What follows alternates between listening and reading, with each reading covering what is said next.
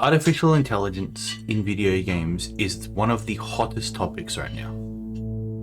It's on the pulse, it's everywhere, and depending on who you ask, it's either the future of the industry or the thing that's going to destroy it.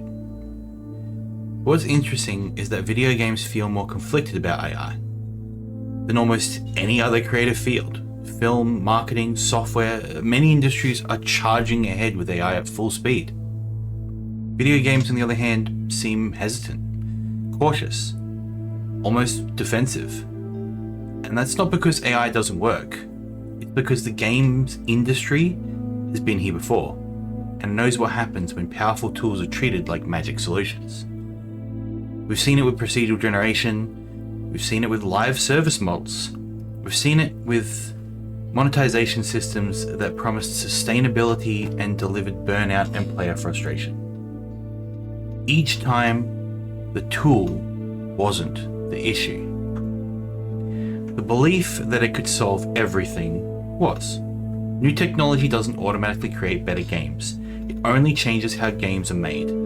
Without careful use, those changes often benefit production speed far more than player experience. We've already seen this debate play out in the art world.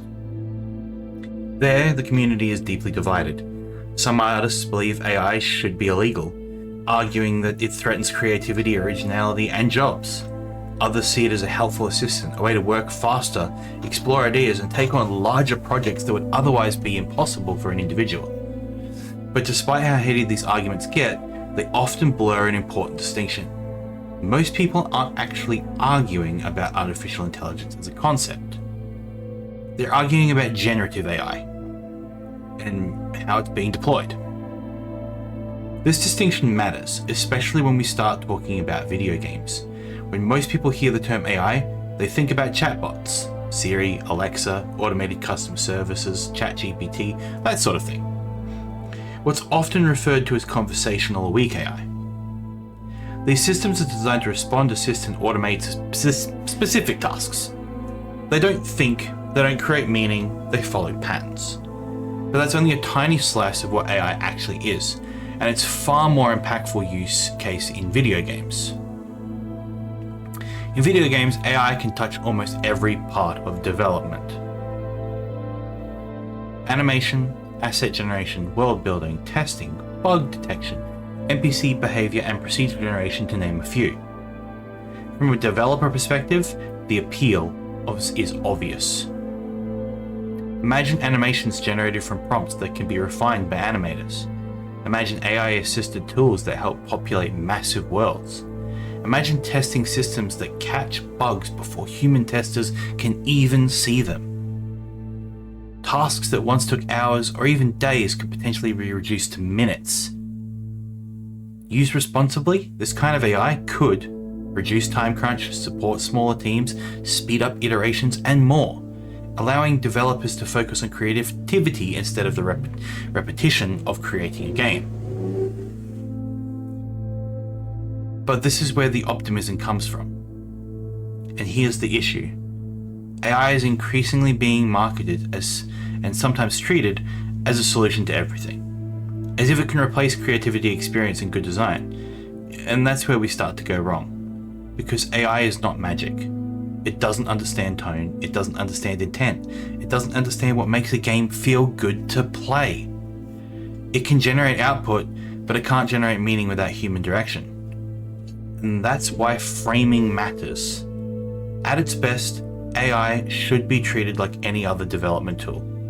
Like a game engine, motion capture, or procedural generation. Powerful? Fuck yes. Transformative? Abso-fucking-lutely. But still, just a tool.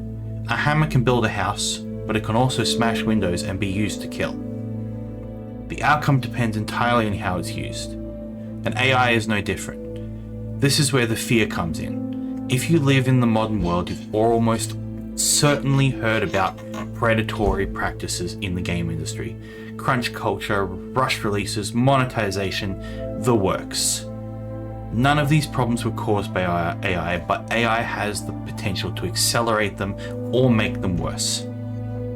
The same system that helps an animator save hours of work can also be used to cut staff, reduce oversight, push out games that are faster and cheaper. Treat games as disposable products rather than crafted experiences for the player. If AI is treated as a cure-all, it becomes the excuse for these issues. An excuse to lower your standards, an excuse to prioritize speed and profit over quality for the user. AI isn't the villain in this story, however, and it never was.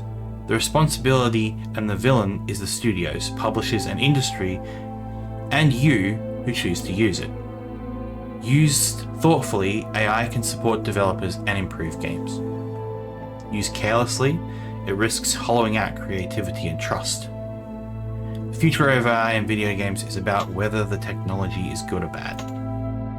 It's about whether we remember what it actually is. It's a tool, not a shortcut, not a replacement, and definitely not a cure-all. AI, like everything else, is just a tool. And I say this in context of saying that this video was not meant to be here. On a personal level, after this video, like I did for my hardcore video, I do want you to comment. I want there to be a discourse between myself and you to talk about these issues. And I feel like that this issue is important. This issue isn't just affecting video games, it's affecting a lot of industries right now. And it's something that I think we should talk about, because just like word generations, procedural generations, or any other kind of generative thing that has appeared in the last 10 years, at first, it was not always used for the best.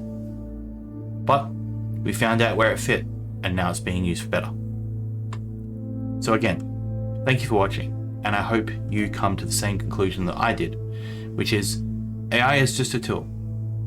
It's something that needs to be used with care and thought. And I hope that we all come to the same conclusion eventually. Thank you for watching.